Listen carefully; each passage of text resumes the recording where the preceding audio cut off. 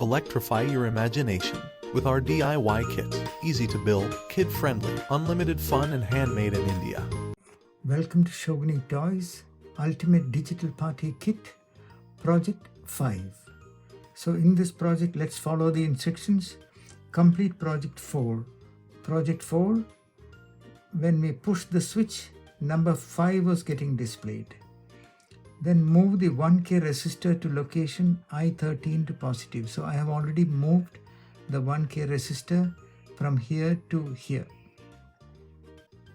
Connect wire D7 to B11. D7 to B11. D7 to B11.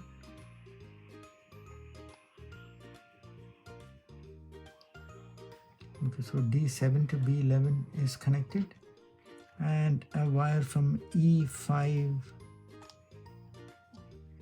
to negative. Okay, so let's switch on. Now it's displaying number 5. And let's see what happens when we press the push switch. When we press the push switch, see number is changing to 6. When we press the push switch, the connection gets completed for segment A, B, C, D, E. Segment E of this 7-segment display. Perfect. Let's move on. Build, learn, and create. Unleash your inner engineer with our DIY electronic kits.